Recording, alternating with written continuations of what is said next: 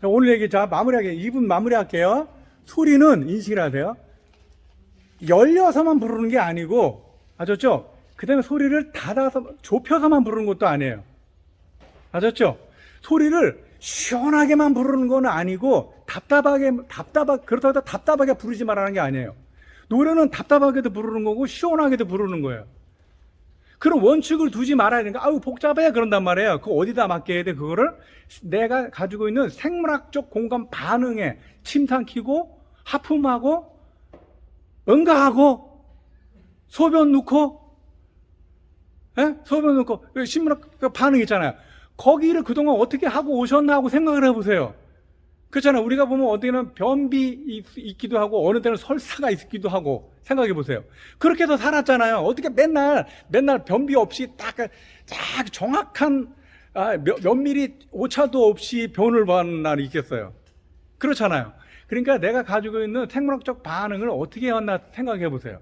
그렇게 생각하시면은 하품하는 거를 생각해 볼 때 계속 하품은 하품이라고 생각했을 때는 여러분 숨 막혀 죽어요. 죽잖아. 근데 하품하는 기술을 학습하면서 계속 익힌 거예요. 그래서 하품하면서 말할 수가 있는 거야. 그걸 본인만의 감각으로 알 수 있는 거야. 그런 것들을 생각해 보세요. 이쪽으로 생각했을 때 여러분들도 저보다 성악가가 된다니까요. 그렇게 해서 돼요.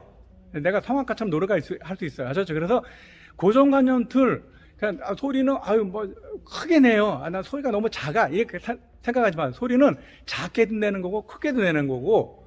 그다음에 마무리 코 풀을 때 보면 우리가 황 풀으면 귀 뻥 뚫려 조심해야 돼. 그래서 코 푸는 기술 제가 안 되겠더라고. 어느 날 코를 풀 때는 살살 풀어야겠구나. 그랬다가 하고 내가 나만의 방법으로 해서 코를 이렇게 안에서 만들어.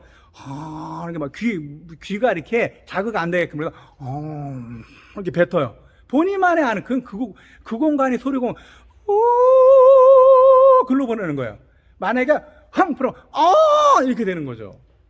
가래침도 마찬가지. 내가 뱉으면 여기가 가래 맨날 가래침 뱉어보세요. 우리가 감기 걸렸을 때 뭐 거칠어지잖아. 그럼 나중에 그리고 내가 잘해야겠다, 잘 뱉어야겠다 생각해. 그다음에 가슴 아플 때도 기침 뭐 여기 아프잖아. 아프니까 어떻게 해요? 이렇게 하면서 헛기침 안에 비우는 훈련하지 않아요? 이러잖아. 여기 아프잖아. 열린 거예요. 여는 거예요. 그렇게 해서 가만히 한번 내 생물학적 반응을 내가 그동안 사용했던 방법에 대해서 그리고 학습됐던 공간을 계속 한번 내가 이 소리 공간으로 연결을 해보세요. 그럼 분명히 달라져요. 알았죠? 수고하셨습니다.